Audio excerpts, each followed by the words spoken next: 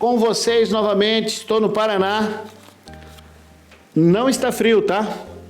Associação APAR. Temos aqui um jovem, tivemos algumas meninas, agora temos um rapaz. O nome dele é Gabriel. Gabriel, bem-vindo. Muito obrigado. Eu que agradeço você estar aqui. Pode ficar tranquilo. Com os homens eu sou mais bonzinho, não vou te fazer perguntas complicadas. Espero que as meninas não fiquem chateadas. E nós vamos estudar essa lição. A lição fala sobre o que, Gabriel? Nessa lição a gente vamos falar sobre comunicação. Comunicação só da família ou a comunicação em geral? A comunicação mais em geral. Perfeito. Com amigos, com familiares, no trabalho, enfim. Exatamente. Perfeito. O textuário diz, o seu falar seja sempre agradável e temperado com sal. O que quer dizer falar com tempero? Tem que colocar sal na boca? Me explica esse negócio aí. Que você tem que sempre, quando você falar, que você não ofenda os outros. E sempre pensar um pouco antes de falar. De falar, entendi. Então, o que diz as primeiras palavras do pense nisso? A menos que controlemos... Leia para mim aí. A menos que controlemos nossas palavras e temperamento, seremos escravos de Satanás. Achamos-nos sujeitos a ele. Todas as palavras de bate-boca desagradáveis nos pacientes irritados são uma oferta à sua majestade satânica. E é uma oferta caríssima, mais custosa do que qualquer sacrifício que possamos fazer a Deus. Pois ela destrói a paz e a felicidade das famílias inteiras. Destrói a saúde e afinal, causa de perder-se uma vida eterna de felicidade. Muito bem, então há um risco muito grande da gente não saber usar a comunicação. Correto? Agora, eu quero ir a fundo contigo sobre esse assunto, porque nós precisamos nos comunicar bem dentro de casa, precisamos nos comunicar bem na escola, precisamos nos comunicar bem em várias áreas da vida. Vamos lá. Primeiro tópico. Qual o título do primeiro tópico? O dom da comunicação. Tá. A comunicação é um dom dado por Deus. Nós podemos usá-la através de plataformas, certo? Como podemos usar também na forma pessoal, presencial.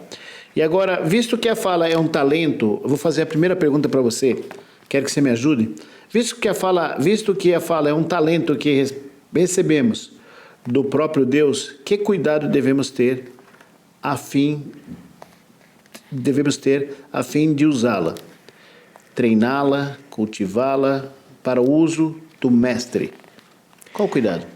Que a gente não fale palavras ruins ou desagradáveis, que a gente sempre fale palavras agradáveis e boas. Temperada com sal? Isso. Temperada com sal. A cultura correta... Leia para mim essa parte, só a primeira parte.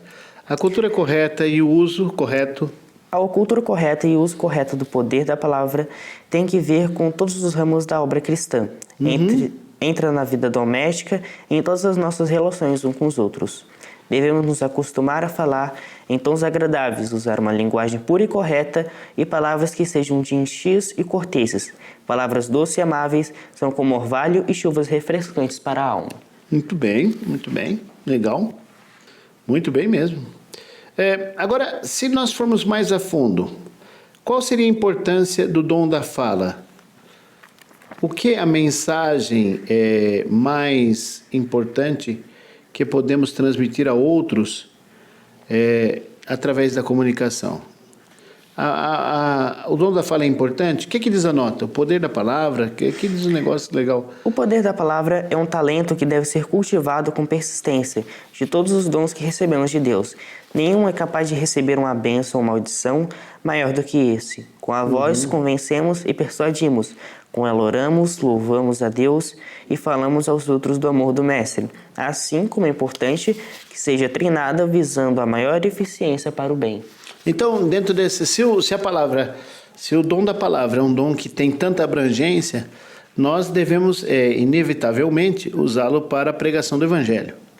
Então, a pergunta diz assim, qual é a mensagem mais importante que podemos transmitir a outros através da comunicação? A mensagem de Cristo. A mensagem de Cristo. Perfeito. Pessoal, concluímos o tópico 1. Percebe que nós vamos discutir sobre comunicação. Não sei como é que está a tua comunicação, não. Você conversa com teu pai? Conversa com a tua mãe? Você tem algum relacionamento aí no seu relacionamento com algum colega, amizade, tudo? Como tem sido isso? Você consegue cultivar? Trata bem o colega? Trata bem a colega? Nós vamos trabalhar sobre isso, porque às vezes nós machucamos as pessoas com nossas palavras. Eu conheço vários casos e você talvez já praticou isso. Eu também. Então vamos orar para que nessa lição possamos aprender. Que Deus nos abençoe e que nos ensine a melhor forma de falar. Estamos agora no segundo tópico. E nesse segundo tópico nós vamos estudar... Qual é o segundo tópico? Aprendendo com os melhores. E a gente sabe quem é o melhor, né? Quem é o melhor? Jesus Cristo. Jesus Cristo. Perfeitamente. Tendo em vista que Jesus é o melhor modelo de comunicação, nós podemos chegar assim a extrair algumas ideias interessantes. Eu quero extrair uma ideia de uma pergunta. Como Jesus, o Criador do Universo, falava e agia na comunicação com seus pais terrenos? Ele falava de maneira humilde e sempre foi assim. Que interessante, né? A majestade do céu desce à terra, toma forma humana e lida com seus pais com humildade. Você acha a humildade algo fácil da gente praticar? Nem sempre. Nem sempre. E você acha fácil ser humilde? Ou você acha difícil? Na realidade, ser humilde é uma virtude divina e a gente só consegue alcançar isso quando nos entregamos totalmente a Deus. Agora, há um ponto importante nessa nota. Leia para mim. Cristo submeteu-se à autoridade dos pais e reconheceu as obrigações da posição de filho, de irmão, de amigo e de cidadão. Cumpria os deveres para com os pais terrestres com respeito à cortesia. Ele era a majestade do céu, o grande comandante celestial. Os anjos adoravam cumprir-lhe as ordens. E agora era um servo disposto, um filho alegre e obediente. Poxa, então veja bem, é muita humildade, chefe. Você já saber toda aquela matéria e está no meio dos colegas que não sabem a matéria, e aí você, não, eu vou ajudar vocês, é de boa, tal, é fácil e tal. Dá uma assim de não esnobar, não é fácil. Essa é a prática da humildade. A prática da humildade na prática é coisa difícil de ser praticada. A verdade é essa. Então aqui nós encontramos esse recorte, né? De que Cristo era humilde. Então a palavra que atinge o coração é a palavra humilde. A palavra que se manifesta de modo simples. E agora eu tenho a letra B aqui para conversar com você. Na letra B eu encontro uma pergunta interessante. Como Jesus agia quando outros ficavam impacientes, chateados? Como ele agia? Geralmente ele cantava. Cantava. Devia cantar bem, né?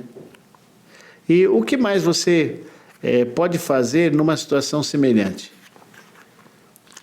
Fechar a boca. Fechar a boca, né? Não é brigar, não é discutir. Veja que nesse tópico que fala sobre essa questão do exemplo, né? É isso, né? Isso. Aprendendo com os melhores. O melhor aqui em destaque é quem? Cristo. É Jesus Cristo. Ele falava no tempo certo. E a nota diz algo interessante. Quando outras pessoas estiverem, leia para mim, Impacientes e inquietas, porque o eu delas não está sob controle, começa a entoar alguns hinos de Sião. Enquanto Cristo trabalhava no banco de carpinteiro, companheiros às vezes o rodeavam, tentando deixá-lo impaciente. Mas ele começava a cantar alguns dos belos salmos, e antes que percebessem o que estavam fazendo, já se haviam unido a ele no canto. Muito bem, então aqui nós temos aprendendo dos melhores. O melhor é Cristo. Ele não levava coisas para casa? Levava. Ele não arranjava briga, ele contornava, ele cantava, ele tratava. E você é assim? Se é assim, pensa bem. Você é essa pessoa calma que quando ofendido, quando chateado, você começa a cantar hinos? Você, Gabriel, você é assim. A gente tem que melhorar, né, Gabriel? Temos que melhorar, pessoal. Aqui concluímos o segundo tópico e eu espero que você aprenda essa lição e tire algumas coisas importantes para você. Continuamos agora no próximo tópico. Terceiro tópico, qual o título do terceiro tópico? Comunicação cristã, parte 1. Vamos falar agora sobre a comunicação cristã, parte 1. Gabriel, como é que ocorre essa comunicação cristã? Tem alguns pontos? Tem uma letra, 2, 3, 4 letras? O que deve existir nessa comunicação cristã, de acordo com essas letras? Diga para mim. Você deve mostrar que é alguém que se importa com a pessoa, tem que ser amigável também, alguém encorajador e também ser consistente.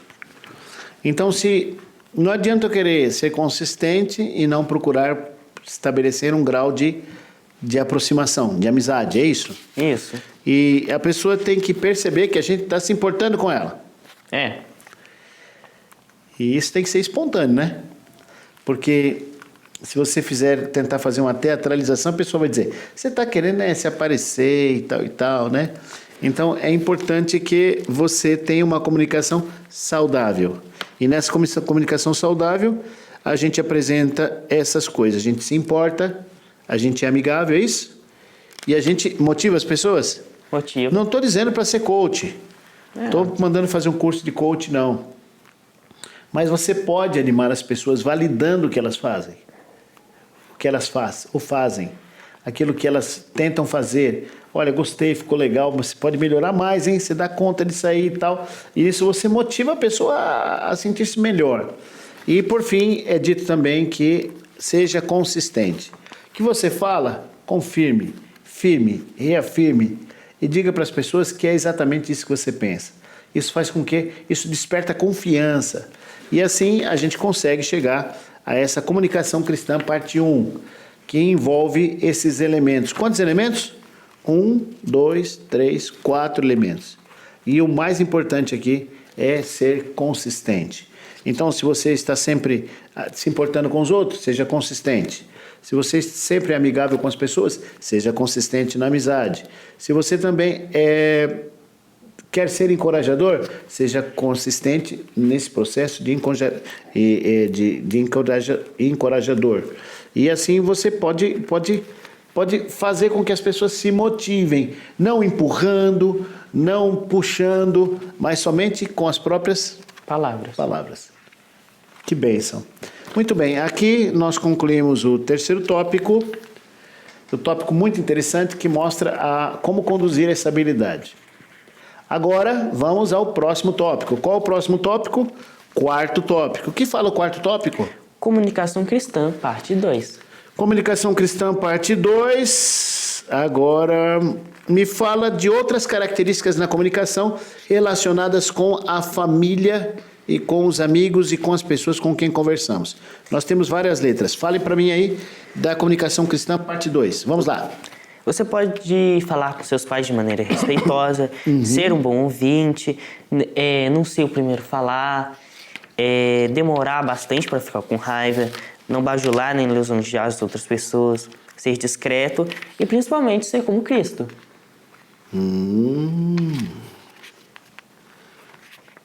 Então, o primeiro seria ser respeitoso. Isso. Há a possibilidade de a gente ser desrespeitoso com uma pessoa cristã? Por mais que a gente seja, podemos ser desrespeitosos? Sim. Por exemplo, uma pessoa está de luto. Naquela hora você trazer uma conversa imprópria para aquele momento. Isso é ser desrespeitoso. Tratar as pessoas com educação é ser respeitoso. E tem tantas coisas que podemos fazer, mas além de ser respeitoso, qual é a nossa referência nessa área da comunicação? Seja como Cristo. Cristo é a nossa referência. Quando falamos dessa referência, nós falamos que Jesus era cuidadoso e ele dedicava tempo para o quê? Para Ouvir. Você ouve bastante ou você já vai atropelando todo mundo? Para pensar. Para pensar se eu ou você não temos coisas a aprender aqui. Além de ser um bom ouvinte, não seja o primeiro ao quê? A falar. Demore muito para ficar com raiva. Às vezes a coisa é difícil, né? Segurar, né? Mas aqui está dizendo, nunca bajule. Você gosta de elogio? Todo mundo gosta, Gabriel. Mas é bom viver elogiando as pessoas? Esse é o ideal? Não. Nunca bajule, nem lisonjie os outros. Às vezes aquilo nem é de coração, não é verdade? Então, essa é uma recomendação. E seja discreto. O que é ser discreto? Você não, por exemplo, não ficar chamando atenção, não ficar falando muito à toa. Não ficar expondo a pessoa, né? Isso. Ser discreto é uma ciência, viu, chefe? É uma ciência. Bom, mas aqui nós chegamos ao quarto tópico. Esse quarto tópico que fala para a gente sobre a comunicação, parte 2. Nós temos 2 tópicos falando sobre comunicação. E nesses tópicos nós abordamos vários pontos importantes que são indispensáveis para uma comunicação sadia. E assim concluímos o quarto tópico e vamos ao quinto tópico. E o que temos no quinto tópico? A batalha de cada dia. Agora nós vamos falar daquela luta interna, naquela questão da introspecção. Quando eu luto comigo mesmo. Quando eu digo para mim assim, ó, não tá fácil, mas eu vou vencer, eu vou lutar, eu vou conseguir. Muito bem. A maioria de nós tem que travar essa batalha do autocontrole. E quem é que acompanha toda a nossa luta dessa batalha íntima, dessa batalha interna, Gabriel? Quem é essa pessoa? Jesus. Jesus Cristo. O que diz o texto? Pois não temos um sumo sacerdote, é isso? Pois não temos um sumo sacerdote que não possa compadecer-se das nossas fraquezas, mas sim alguém que, como nós, passou por todos os tipos de tentação, porém sem pecado. Assim sendo, aproxime-nos do trono da graça com toda a confiança, a fim de recebermos misericórdia e encontrarmos graça que nos ajude no momento da necessidade. Muito bem. Então aqui, quem é a pessoa que vai nos entender na luta pelo autocontrole? Jesus Cristo. Maravilhoso. Aqui temos, pessoal, gemas, pontos importantes para nosso crescimento. Lê essa nota para mim. Alguns mantêm uma batalha constante pelo autocontrole. Diariamente se esforçam em silêncio em oração contra o falar áspero e o temperamento rude. Esses esforços talvez nunca sejam apreciados por seres humanos. Lábios humanos talvez nunca reconheçam essas pessoas por terem reprimido as palavras precipitadas que estavam prestes a dizer. Porém, o registro celestial as considera vencedoras. Há alguém que testemunha cada combate oculto e cada vitória silenciosa. Então, as lutas íntimas, internas que temos, são acompanhadas pelo céu. Você tem dificuldade pelo autocontrole? Está brincando com alguém, está fazendo alguma atividade, de repente você perde a estribeira, já fica nervoso, você é assim? Então precisa de Cristo, meu irmão. Você precisa de Cristo nessa sua jornada, nessa sua experiência, para que você consiga externar o cheiro de vida para a vida em suas relações interpessoais. Falar com brandura, ter a palavra temperada com sal, são elementos cristãos que favorecem nos relacionamentos com outras pessoas, com outras culturas. Portanto, é fundamental que eu e você vençamos essa batalha do dia a dia. E assim concluímos o quinto tópico e chegamos a algumas conclusões. Entre elas é que temos uma história moral para extrair aqui. E qual é a história moral que a gente pode extrair daqui, Gabriel? Que cada dia, aqui tem a história de um marido e de uma esposa, não é isso? Eles estavam tentando descobrir a distância, se andavam a pé de manhã e tal, e depois de sair da garagem, pronto, viram à direita, viraram à direita e caminharam até a esquina, ponto B. E qual é a lição que a gente extrai dessa experiência desse casal? A gente faz um circuito 2 vezes eles faziam um circuito todas as manhãs. Qual é a lição que eles tiram daí? O que eles faziam nesse circuito? O que eles faziam? Eles conversavam, eles externavam. O que diz o texto? Que eles estavam discutindo lá sobre quais as distâncias eles andavam.